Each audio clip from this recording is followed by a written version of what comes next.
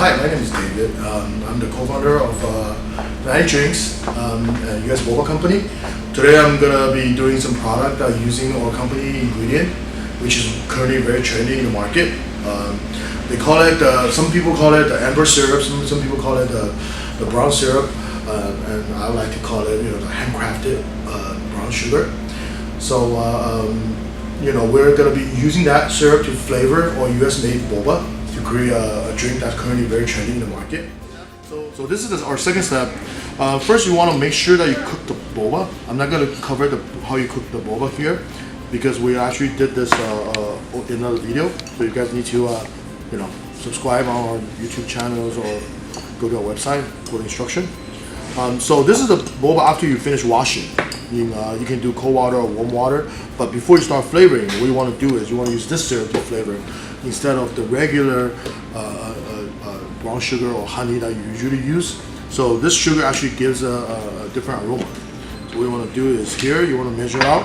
For maybe around, over here we'll probably have about like 12 ounces of boba after cooking.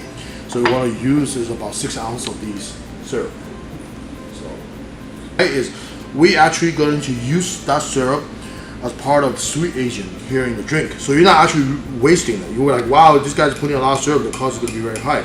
No, actually the cost is going to be very reasonable because aside from this, you don't need anything else than maybe a dairy base or a tea base. So I will let this marinate a little bit, maybe about at least 5 to 10 minutes. I mean, the longer it sits, the better this tastes. I mean, but then the boba start to get hard after a while. So some people put it over, like say a warmer, a soup warmer, so that the flavor slowly to soak it. I'll let it marinate at least 5 to 10 minutes before start serving. So for our next step, to assemble each drink, we'll want to use or introduce our new cup. This is the Q cup. So Q cup is a little different. As you can tell, it looks like a bullet. Sometimes some people call it a bullet cup. It's very popular in Asia right now. This drink, I don't prefer to serve it in a 24-ounce cup because it's actually very aromatic and creamy. So if you serve a lot of it, people will get sick of it when you drink a whole cup. So I'll focus on drinking only partial of this, and then it'll be very good. So start by coating our cup. So like most preferred is using a spoon that don't actually leak out the syrup. This one is actually real professional boba scoop where you get rid of syrup so your drink's always consistently sweet. But for this spoon, we want actually to keep the syrup because we want to actually coat the drink with the syrup. So some people, what they do is they scoop in the boba, right? Let it coat the cup a little bit like this.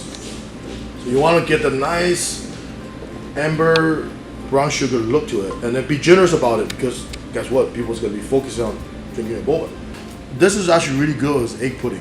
This is our pre-made egg pudding using our Fanale egg pudding powder. But because you're adding the egg pudding, so you don't want to add that much boba. After you do this, what you want to do next is put some ice in here. Obviously, some people like them to customize ice. I prefer to actually not customize the ice because if you customize the ice, then there'll be too much drink to the boba ratio. Now, what else can we do to this?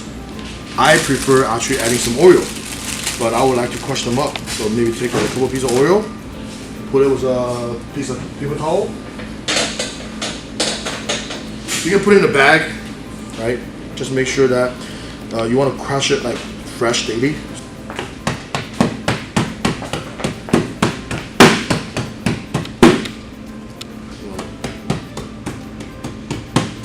Do not do this in our store because this thing is actually pretty expensive. It's like $200 for that.